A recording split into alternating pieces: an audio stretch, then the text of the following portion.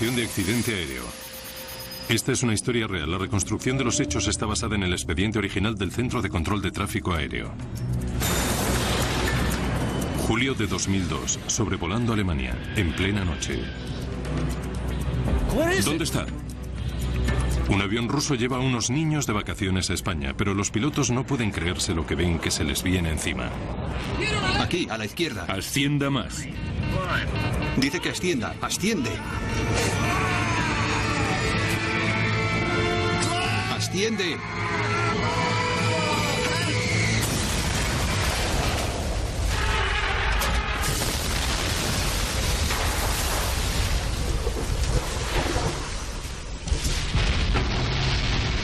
Es uno de los desastres aéreos más sobrecogedores de los últimos tiempos. ¿Cómo pudieron chocar dos aviones sobre una de las áreas mejor reguladas del mundo? Bravo Tango Charlie. ¿Fue un fallo mecánico o un error humano?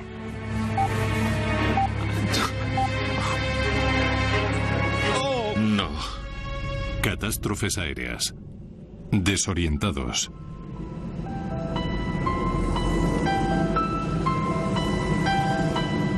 Junio de 2002. Ufa, ciudad en la parte occidental de Rusia. En Ufa viven tanto cristianos como musulmanes. Este verano han elegido a los adolescentes más aventajados de la ciudad para realizar un viaje de 2 semanas de duración organizado por la UNESCO cerca de Barcelona. Entre estos niños están los mejores estudiantes, atletas y artistas infantiles de Ufa.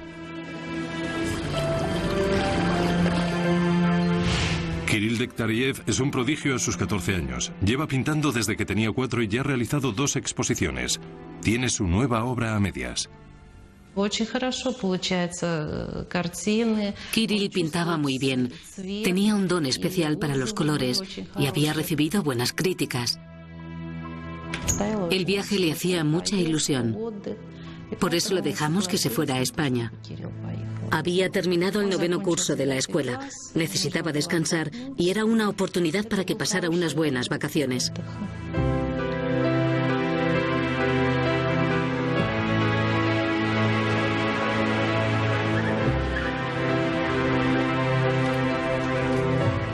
Alina Hananova tiene 12 años y ya ha ganado varios certámenes de gimnasia.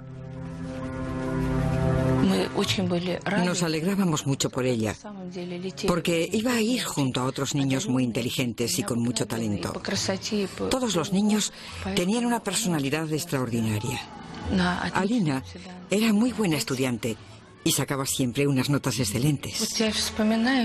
Recuerdo que estaba ilusionada por hacer el viaje. Disfrutó mucho con todos los preparativos. Estaba toda emocionada. Le compramos ropa nueva y cosas que necesitaría para las vacaciones.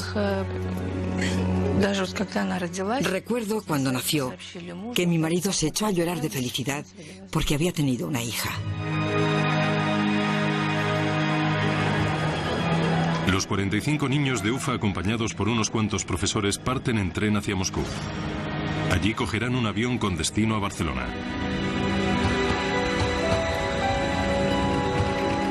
Pero en Moscú ya empiezan a salir las cosas mal. La agencia de viajes se equivoca llevando a los niños a un aeropuerto distinto y acaban perdiendo el avión. Los niños se llevan una gran decepción, pero mientras la agencia intenta resolver los problemas, ellos salen a visitar la capital rusa.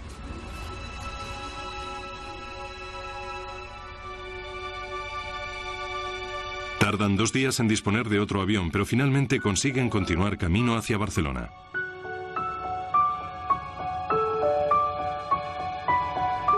El 1 de julio de 2002, los niños de Ufa suben al avión en el aeropuerto de Moscú. Los Kaloyev no forman parte del grupo de la UNESCO. Van a pasar las vacaciones con su padre, que es arquitecto, y está finalizando un proyecto en Barcelona.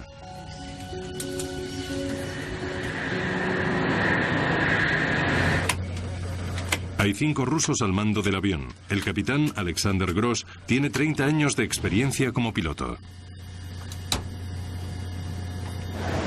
Alexander tenía muy buenos conocimientos teóricos y además era muy inteligente. Hoy, Oleg Grigoriev hará de primer oficial, aunque en realidad Grigoriev es el piloto principal de la aerolínea. Pero en este vuelo estará evaluando el pilotaje del capitán Gross. Cuando te equivocas en algo, Algunos capitanes suelen criticarte con mucha dureza. Otros son más educados y amables. Oleg Grigoriev te expresaba su desaprobación mediante un gesto. Hacía como así, queriendo decir como, ¿por qué demonios haces eso? El capitán Gross está al mando y el capitán Grigoriev hará de supervisor. Pero llegado un momento de crisis, ¿quién asumiría realmente la responsabilidad? Sentado en el asiento trasero se encuentra Murat Itkilov, que es normalmente el primer oficial, aunque en este vuelo no lo será porque Grigoriev está ocupando su puesto. En todo caso, pronto va a ser ascendido a capitán y sus opiniones se tienen muy en cuenta. Murat era un piloto muy profesional. Le encantaba volar. A Murat le interesaban mucho todas las cosas nuevas relacionadas con los aviones. Y siempre se mantenía muy al día de los últimos avances tecnológicos. Poco antes de las 11 de aquella noche, el vuelo 2937 de Bashkirian Airlines despega de Moscú. El avión es un Tupolev 154.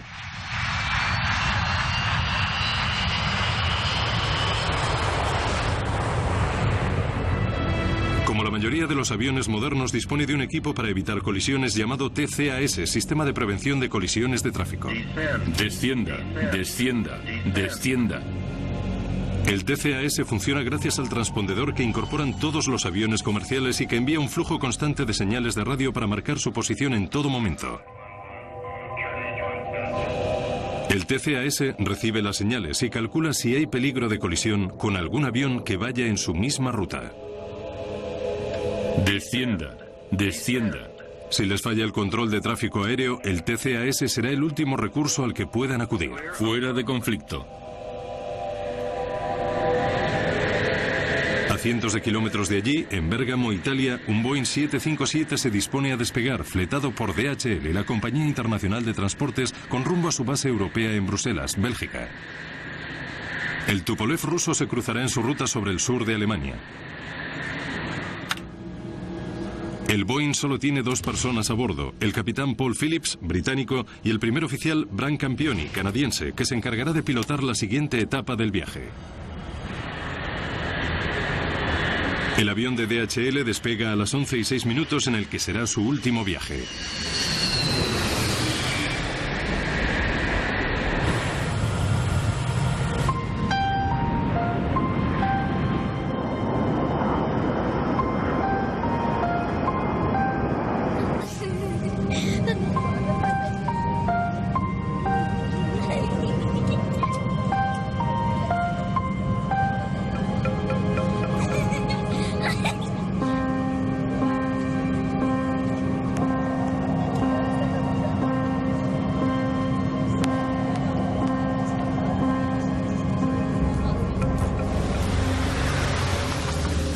Son las 8:10 en el centro Skygate de control aéreo, Zúrich, Suiza.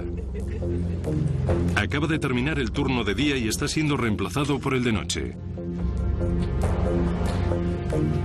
Peter Nielsen tiene mucha experiencia como controlador, lleva 8 años en este trabajo. Este centro regula el tráfico aéreo del sur de Alemania y norte de Suiza. Esta noche solo hay 2 controladores de servicio, pero hay poco tráfico en su sector y el compañero de Nielsen decide tomarse un descanso, algo habitual en este centro.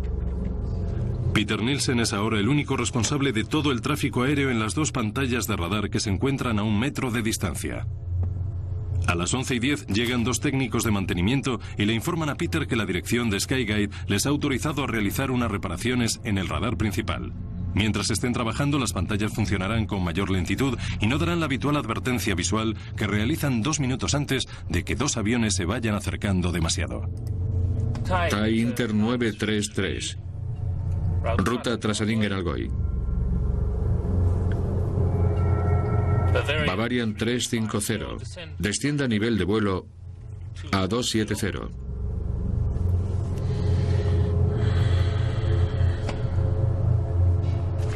Los técnicos le dicen ahora a Peter Nielsen que tienen que desconectar también el sistema telefónico. Tendrán que utilizar los teléfonos auxiliares.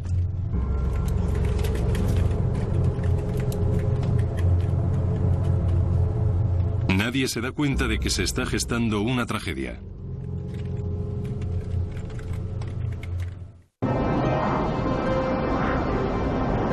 El avión ruso lleno de niños se encuentra ahora sobre Alemania Central en dirección a Suiza. El capitán Grigoriev recibe autorización del último centro de control en territorio alemán antes de cruzar a Suiza. 128.05, Bravo Tango Charlie 2937, adiós. El controlador alemán pasa la supervisión del avión ruso a Skygate, donde se encuentra Peter Nielsen.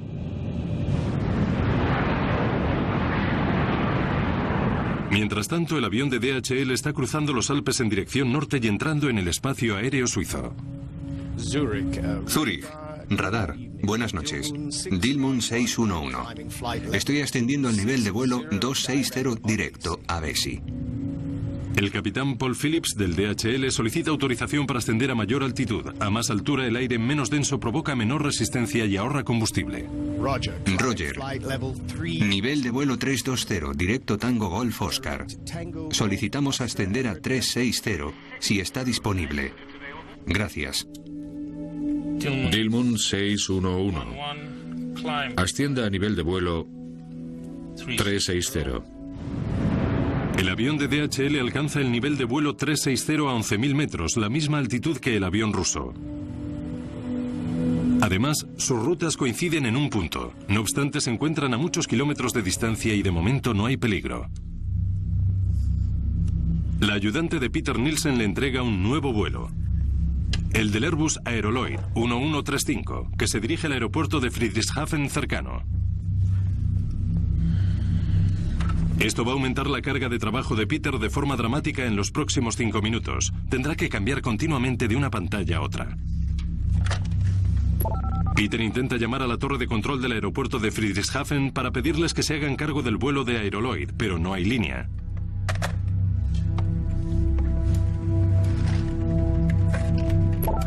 Lo intenta por segunda vez. Los teléfonos no funcionan. Zurich Grüßi Aeroloid 1135. El piloto de Aeroloid intenta ponerse en contacto con Peter y este tiene que dejar desatendidos a los pilotos rusos. Zurich, buenas noches, Bravo Tango Charlie. Pero el piloto ruso también le está llamando en la otra pantalla. Aeroloid 1135, Roger. Le vuelvo a llamar.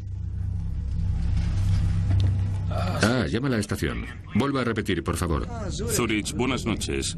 Bravo Tango Charlie 2937. Nivel 360. Bravo Tango Charlie 2937. 7520. El Aeroloid vuelve a llamar. Ya, eso espero. Vuelvo a llamarle en breve. Ahora le necesita otro avión, un vuelo de la Thai Airways en dirección norte. Thai Inter 933. Póngase en contacto con Múnich. 132.140. Adiós. Los controladores aéreos están acostumbrados a situaciones complicadas, pero esta noche el equipo de Peter no funciona correctamente y además está llevando 2 pantallas a la vez. Normalmente su radar le avisaría de cualquier peligro de colisión. Lo que no sabe él es que esta noche no funciona. Correcto. ¿Cuál es su rumbo actual? Rumbo actual 265. Roger, gire a la derecha rumbo 280. Vector ILS 24.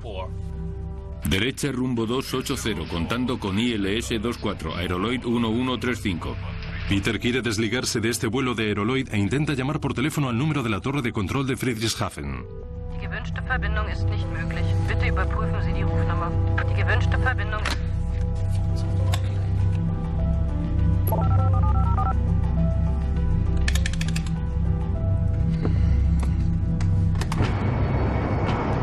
Mientras tanto, el avión de pasajeros ruso y el avión de DHL siguen dirigiéndose el uno hacia el otro a una velocidad de aproximación superior a los 1.300 kilómetros por hora. Ninguno de los pilotos se dan cuenta de que se encuentran a 2 minutos y medio de colisionar.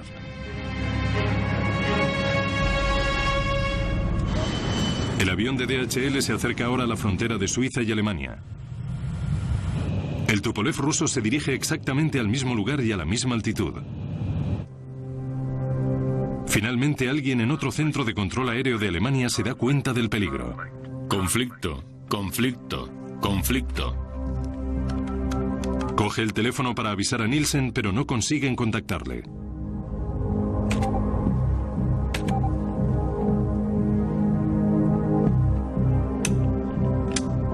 Las normas internacionales de tráfico aéreo le prohíben hablar directamente con los pilotos.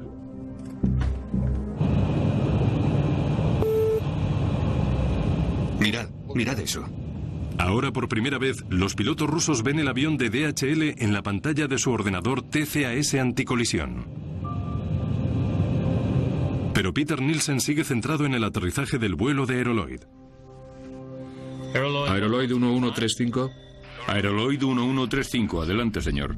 He perdido la conexión con el aeropuerto de Friedrichshafen. ¿Podría llamarles, por favor, con su equipo auxiliar 124.35? Dígales que está entrando en ILS 24 con 32 kilómetros ahora. De acuerdo, así lo haré. Gracias. Bien, tomo los mandos. En el avión de transporte de DHL, los pilotos están relajados sin saber que se están dirigiendo hacia el otro avión. Su TCAS todavía no les ha dado ningún aviso. ¿Te traigo alguna cosa?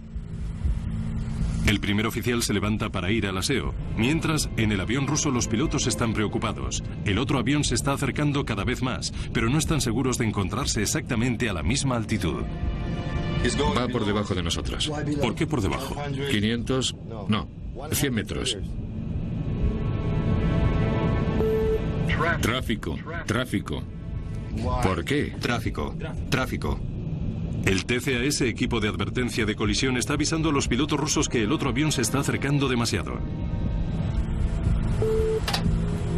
En ese momento, el TCAS de la cabina del DHL detecta al avión ruso.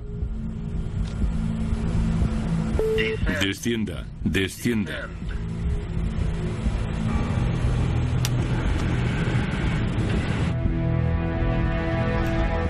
Por fin Peter Nielsen se da cuenta de lo que está pasando. Bravo Tango Charlie 2937. Descienda a nivel de vuelo 350. Pronto, hay tráfico de cruce. Desciende. El capitán Gross desconecta el piloto automático y comienza a descender. Ascienda, ascienda. El TCAS les dice que asciendan, pero el controlador les ha dicho que desciendan. Dice asciendan. Él ha dicho que descendamos. Bravo Tango Charlie 2937. Descienda a nivel 350. Desciende rápidamente. Descendiendo rápido a nivel 350.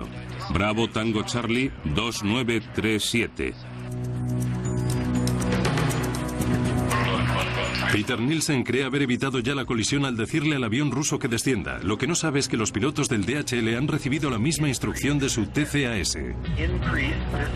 Descienda más. Más. Dilmun 600, el TCAS dice descender. Están intentando decirle a Nielsen que tienen la instrucción del TCAS de descender, pero Peter no puede oírles. Si los dos aviones obedecieran al TCAS no habría problema, pero los rusos, en lugar de ascender, han seguido las órdenes del controlador. Ahora los dos aviones descienden el uno hacia el otro. Está debajo de nosotros.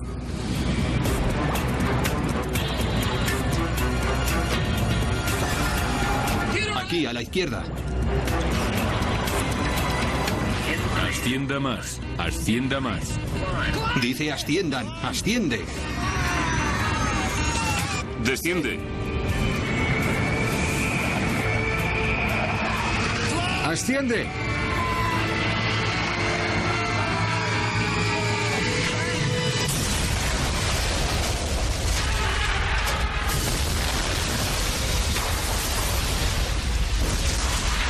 La cola del DHL corta por la mitad al Tupolev, dividiéndolo en dos trozos. Sus pilotos pronto pierden el conocimiento.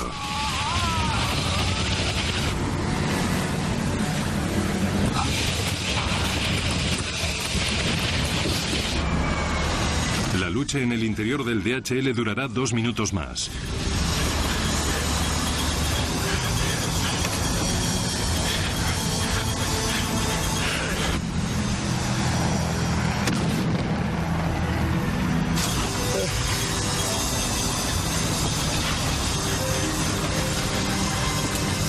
Se estrellará a 7 kilómetros de distancia. ¿Podemos dirigirnos a Friedrichshafen? Afirmativo. Adiós. Adiós. Peter aún no sabe lo que ha ocurrido. Bravo Tango Charlie 2937.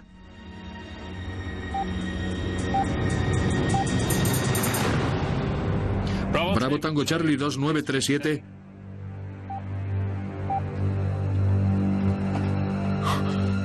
Bravo, Tango, Charlie. Esta es la mayor pesadilla que pueda tener un controlador aéreo. 2 de sus aviones han colisionado causando un gran número de víctimas. Peter Nielsen abandona la sala de control donde no volverá a entrar, aunque su historia aún no ha acabado.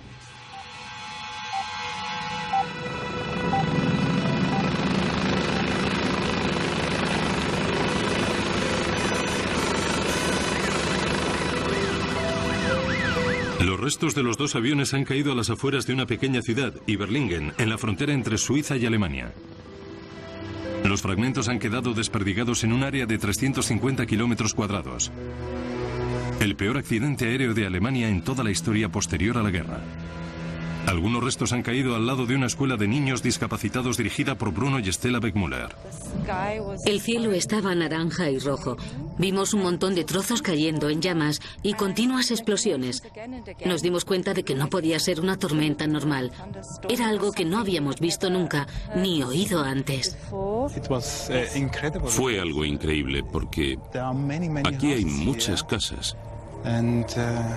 Pero cayó en este lugar donde no había nada, pero alrededor de la escuela encontramos cuerpos, niños. También nos dimos cuenta enseguida de que no podíamos hacer nada, no podíamos salvar a nadie, no pudimos ayudar a nadie. Todavía hoy hay gente que sufre cuando ve las fotos y han tenido que acostumbrarse a vivir con ello. Y para otras personas ha sido como si hubieran tenido una pesadilla. El problema era que los cuerpos y los escombros estaban diseminados en un área muy grande, aproximadamente unos 40 kilómetros cuadrados, en un pasillo de unos 20 kilómetros de largo por 2 kilómetros de ancho. Sería la mayor operación de la policía en la historia de la provincia de Baden-Württemberg. Duró una semana y participaron 6.000 personas en labores de búsqueda. El policía se encuentra donde cayó el DHL.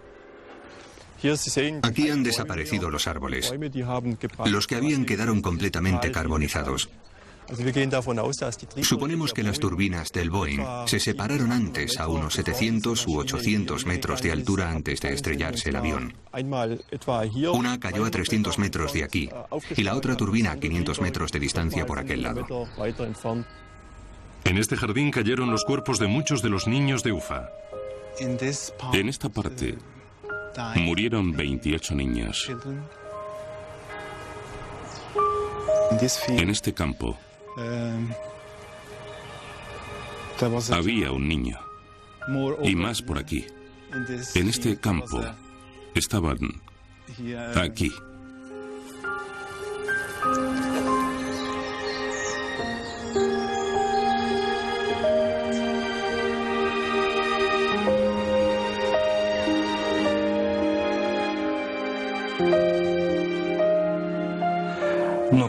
Cuando mostraron el primer plano del avión y vi el nombre de nuestras aerolíneas, Baskir, en la parte de atrás del avión, estaba en la cocina y todo el mundo seguía durmiendo. Estuve a punto de desmayarme. Me eché sobre la mesa.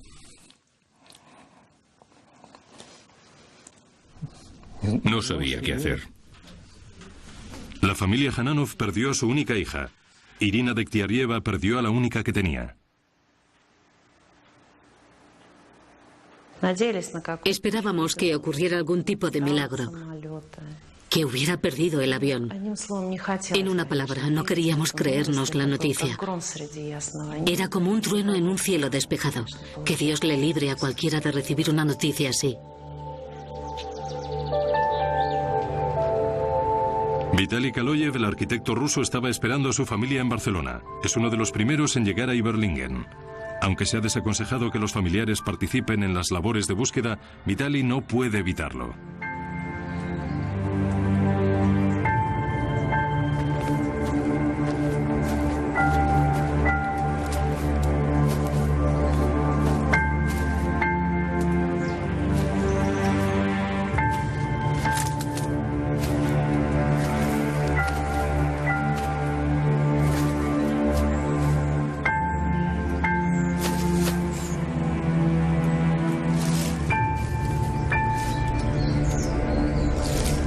Vitaly encuentra un collar de perlas roto. Lo reconoce, es el de su hija de 4 años.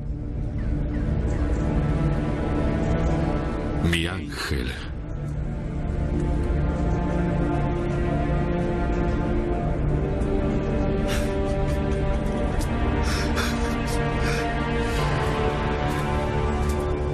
Increíblemente, entre toda la carnicería, Vitali encuentra el cuerpo de su hija intacto.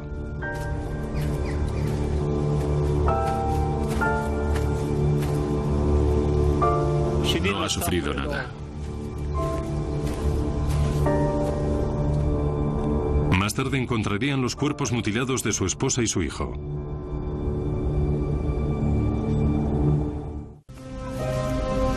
Las labores de búsqueda duraron 6 días en los que se recogieron cuerpos y partes mutiladas desperdigadas por todo el campo al sur de Alemania. El jueves de esa semana, 2 días después, empezaron a llegar los familiares. No todos pudieron ver los cuerpos porque la mayoría estaban tremendamente mutilados o carbonizados. No permitimos que los familiares vieran los cuerpos en esas condiciones.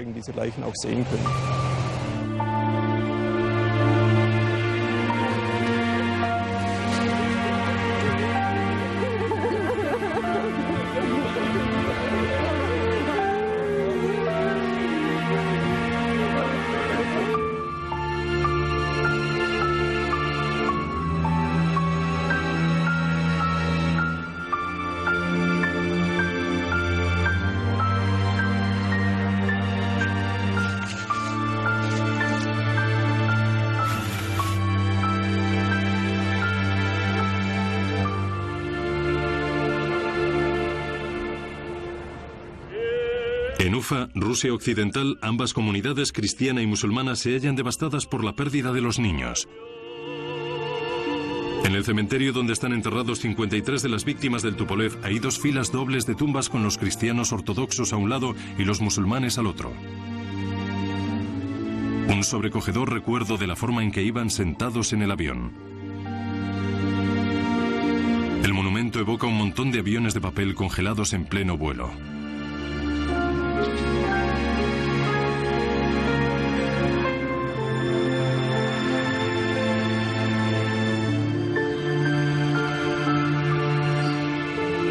Esta es la tumba de Kirill, un artista con talento.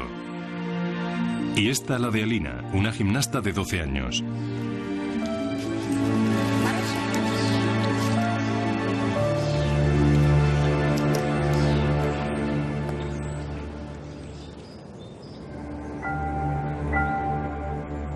Vitali Kaloyev, que perdió a toda su familia, ha diseñado y construido un enorme monumento en su memoria. Día y noche frecuenta el cementerio inconsolable.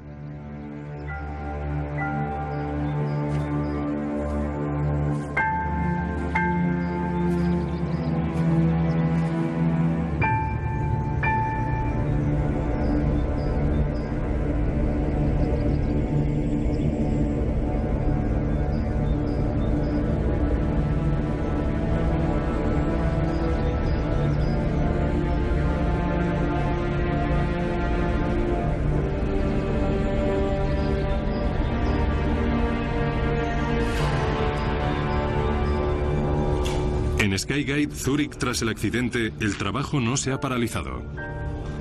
La gente estaba conmocionada. Fue un golpe para todos. Se sentían impotentes. Fue muy triste. Muchos lloraban. Aún así, nos criticaron por ser demasiado tecnócratas después del accidente. Tengo que aceptarlo. Pero era muy importante mantener las operaciones.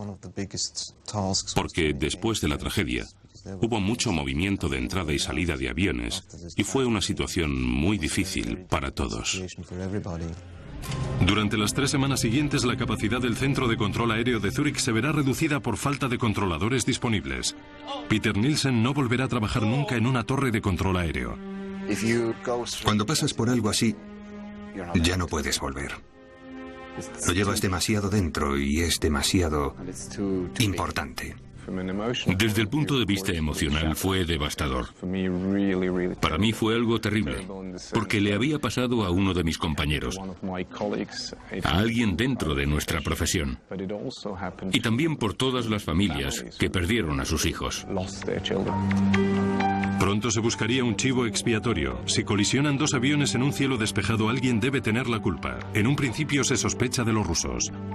Se dice que el piloto del avión ruso ignoró repetidamente las instrucciones del controlador de tráfico aéreo. Se pusieron en contacto una y otra vez con el piloto ruso para pedirle que cambiara de altitud porque estaba volando a un nivel en el que no debía estar. El piloto ruso nunca respondió a esos avisos del controlador aéreo. Los pilotos rusos, en particular los de la época soviética, y también ahora, aunque en menor grado, estaban muy bien preparados. No tengo ninguna duda sobre la preparación de los pilotos. Estaban entrenados para prácticamente cualquier eventualidad que pudiera ocurrirles. ¿Por qué el TCAS, que sirve para evitar colisiones, en este caso provocó una? ¿Y por qué no descendió el avión ruso cuando se lo ordenaron? ¿Problemas de idioma? Las indicaciones de los controladores son siempre en inglés. Conocía a toda la tripulación. Y todos sabían hablar suficiente inglés para comunicarse con el controlador aéreo. Entonces, ¿a quién echar la culpa? Los medios de comunicación se centran ahora en el controlador Peter Nielsen. Él fue el hombre que guió un avión hacia el otro. Estaban bajo su control. Él debe haber sido el responsable de la colisión. Me afectó tanto como si lo hubieran hecho con cualquier otra persona. Lo sentía mucho por él. Los reportajes de los medios sobre el accidente a veces te indignaban porque sacaban las cosas fuera de su contexto. ¿Qué más sabemos sobre este controlador suizo que está siendo investigado? Fue perseguido por los medios de comunicación y acusado de ser un asesino. Él es el hombre con quien todo el mundo quiere hablar, pero de momento los suizos dicen que no está en posición de hacerlo. Las autoridades suizas han abierto una investigación para ver si hay suficientes pruebas para acusarle de homicidio. Mientras, unos detectives alemanes de la BFU especializados en accidentes aéreos están llevando a cabo una investigación. A los 5 días han terminado de leer todas las cajas negras.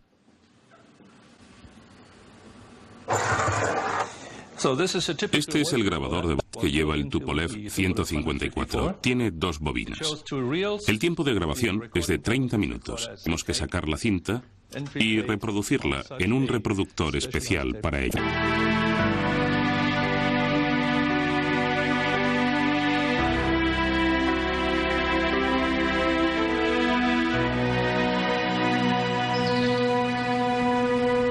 Los alemanes han creado un monumento conmemorativo en el lugar de la tragedia compuesto por una serie de perlas gigantes de un simbólico collar roto.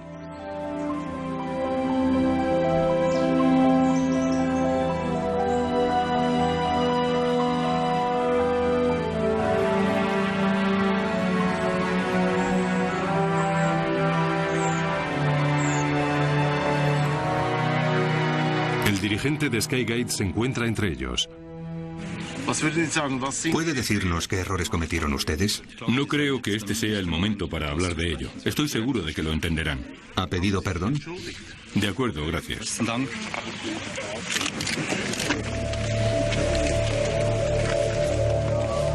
Entre los padres está Vitaly Kaloyev.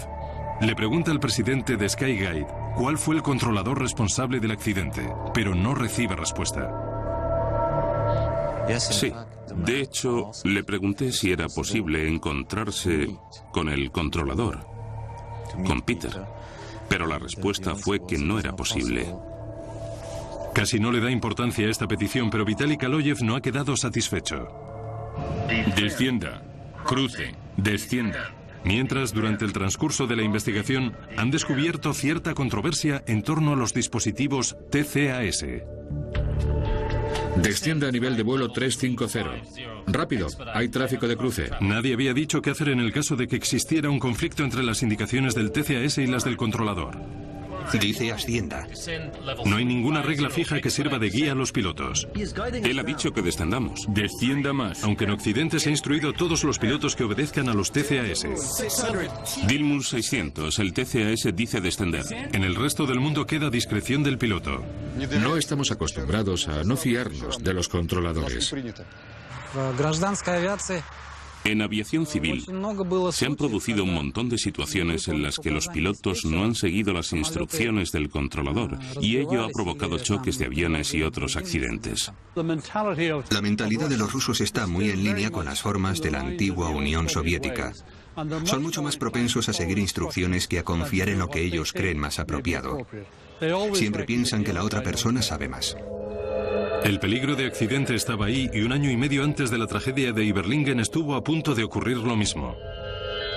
Sobre Japón, 2 aviones Jumbo con 677 personas a bordo se acercaron tanto que llegaron a taparse mutuamente la visión por el parabrisas. La violenta maniobra realizada para evitar la colisión causó 100 heridos, algunos de ellos graves. Estuvo a unos segundos de ser la mayor tragedia en la historia de la aviación. De nuevo, un piloto había obedecido al controlador en lugar de a su TCAS. Descienda. Debería haber servido de aviso a todos. Aún así, en la ICAO, Organización Civil de Aviación Internacional, solo hubo silencio. La ICAO es la responsable de elaborar las normas de aviación comercial. Los investigadores alemanes dicen que una de las razones del desastre de Iberlingen fue la imprecisión de estas normas respecto a cómo reaccionar ante los TCAS. Si la ICAO hubiera realizado una investigación detallada del incidente en Japón y preparado recomendaciones dirigidas a modificar los procedimientos, esto probablemente no habría ocurrido. La ICAO no consideró necesario involucrarse en este caso y lo dejó todo en manos de las autoridades japonesas. De haberse producido una colisión, quizás sí se habrían comprometido. Tras este incidente, el gobierno japonés solicitó inmediatamente instrucciones, pero por desgracia, la ICAO no respondió a esta petición hasta 18 meses más tarde, tras el desastre de Iberlingen. Puede que las normas y procedimientos, pero sobre todo los procedimientos de funcionamiento para evitar las colisiones aéreas, fueran un tanto ambiguas y abiertas a interpretación. El incidente japonés no fue el único aviso que recibió la ICAO. En los 2 años anteriores a la colisión de Iberlingen, estuvieron a punto de ocurrir otros 4 accidentes solo en Europa por haber obedecido los pilotos a los controladores aéreos antes que a sus TCAS. Si he de resumir la recomendación que dimos al mundo,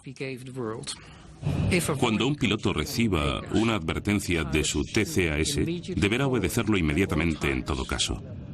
La ventaja de ver las cosas en retrospectiva es que te preguntas si podrías haber hecho algo más, y un accidente es una seria advertencia en este sentido.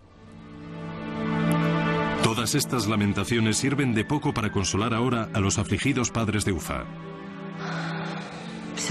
Todo lo bueno ha quedado en el pasado porque estaba relacionado con mi hijo. Todas las esperanzas, los sueños, estaban conectados con él y con su futuro. Y ahora no me queda nada. Para que lo entiendan, les puedo decir que no es que me haya cambiado la vida, es que se me ha parado.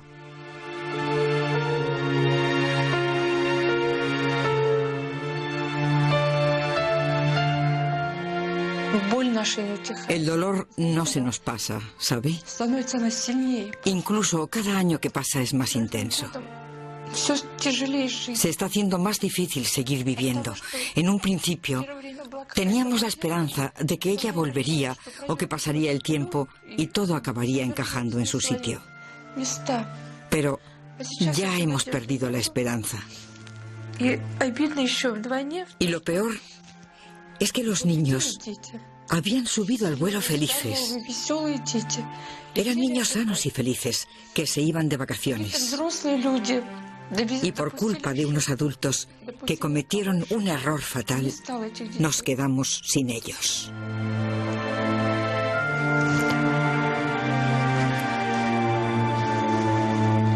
Era muy querida. Una chica amable, dulce. Era la hija querida. Mi hija querida.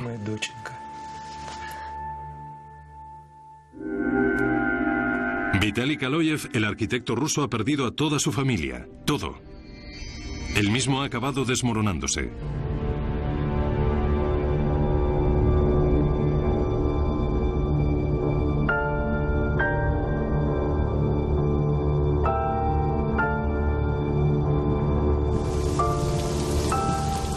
Está obsesionado con averiguar quién fue el responsable de la colisión. Kaloyev decide viajar a Zúrich para protagonizar el último capítulo de la tragedia de Iberlingen.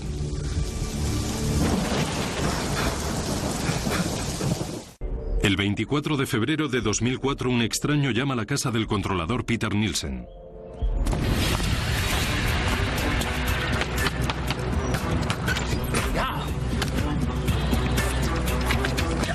Quítese de en medio. Márchese.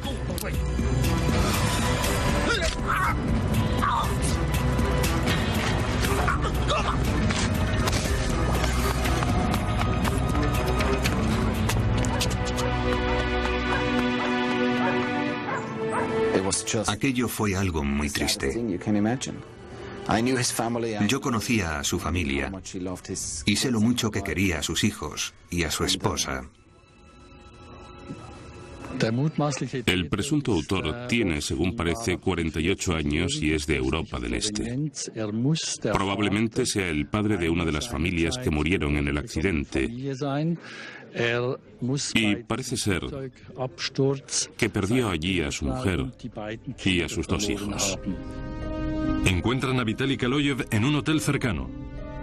Sospechoso pero sin haber sido acusado todavía del asesinato, se halla internado actualmente en una clínica psiquiátrica mientras deciden si está en condiciones de someterse a un juicio. ¿Acaso tenía la capacidad de discernir? ¿Fue un impulso o tenía la capacidad para cometer un crimen? Se han encontrado ciertas pistas y pruebas policiales que parecen indicar que podría ser el homicida. Estamos barajando una teoría después de que el mismo acusado haya reconocido que podría ser el homicida. Nosotros no queríamos que lo mataran. No queríamos más víctimas relacionadas con la catástrofe, aunque solo fuera por nuestros hijos. El asesinato del controlador de vuelo fue algo verdaderamente muy triste. Y lo más triste de todo es que él no fue el responsable del accidente. La culpa del accidente la tuvo la mala gestión y control de la calidad de los sistemas de Skyguide. Los investigadores han averiguado exactamente todo lo que falló aquella noche en Skyguide. Una cadena de desafortunadas coincidencias llevaron a que la colisión prácticamente fuera inevitable. Primero, el compañero de Peter se toma un descanso dejándole solo para controlar 2 pantallas de radar separadas a 1 metro de distancia. Era una costumbre habitual en esta compañía de control aéreo el que de noche un solo controlador aéreo fuera responsable de controlar todo el espacio aéreo de Zúrich. Después, cumpliendo instrucciones de la directiva, los técnicos de mantenimiento empiezan a desconectar cosas. La pantalla de radar de Peter funciona más lentamente y ya no le avisará en caso de que 2 aviones estén a punto de chocar. Esto él no lo sabe. El TCAS, alerta de colisión inminente, es un aviso que emite la pantalla del radar cuando 2 aviones corren peligro de aproximarse. Luego, otra casualidad. Aparece otro avión inesperado. El Aeroloid llega en un momento crítico y requiere mucha atención, distrayendo completamente a Peter. Intenta obtener ayuda del exterior, pero el sistema telefónico principal ha sido accidentalmente desconectado por los técnicos de mantenimiento. El teléfono auxiliar tampoco funciona. El controlador se ve desprovisto de todo el apoyo técnico que necesita. El enlace telefónico con Friedrichshafen estaba desconectado. En ese momento se estaban produciendo varias transmisiones por radio y el controlador tuvo que responder a ellas en diferentes frecuencias. Finalmente, cuando los 2 aviones empiezan a descender, los pilotos del DHL no le pueden decir lo que está ocurriendo porque la frecuencia de radio está ocupada. Dilmun 600, el TCAS dice descender. Tardaron 23 segundos en poder hacerlo, ya que hasta ese momento la frecuencia había estado bloqueada por la transmisión de la torre de Zúrich con los pilotos del Tupolev. Mayo de 2004. A los investigadores alemanes de la BFU les ha llevado 22 meses publicar el informe definitivo. Han concluido que el desastre tuvo 2 razones principales. En primer lugar, Peter Nielsen tardó demasiado en darse cuenta del peligro de colisión. En segundo lugar, los pilotos rusos se equivocaron al obedecerle cuando les dijo que descendieran, en lugar de seguir las indicaciones de ascenso del TCAS. Pero los pilotos comprenden el dilema. Las indicaciones de los TCAS tienen una voz muy neutral. Descienda, descienda más. Es una voz totalmente desapasionada. Y luego tienes la voz del controlador aéreo que te pide urgentemente: descienda inmediatamente, salga de esa altitud inmediatamente, cambie de altitud enseguida. Así que la voz que les pareció más urgente fue la que obedecieron los pilotos. Finalmente, el informe criticó severamente a Skyguide por dejar a un controlador solo durante aquella noche. ¿Por qué no proporcionaron la suficiente seguridad en aquel vuelo cuando mi niña estaba a bordo? Deben asumir la responsabilidad. Nosotros también cometimos errores y los lamentamos profundamente.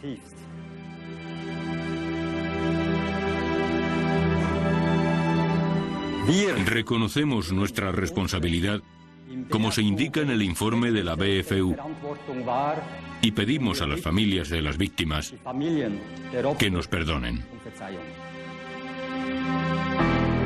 En Skyguide Zurich, una rosa en un jarrón representa ahora el recuerdo de Peter Nielsen y la tragedia de Iberlingen.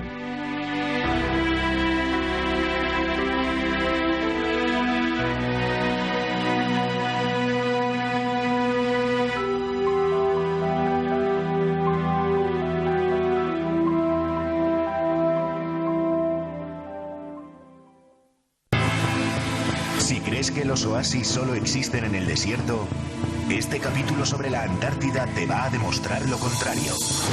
Amir Klink y el naturalista Haroldo Palo Jr. en una visión totalmente diferente del continente blanco. Oasis Antártico, el cuarto y último capítulo de La Antártida con Amir.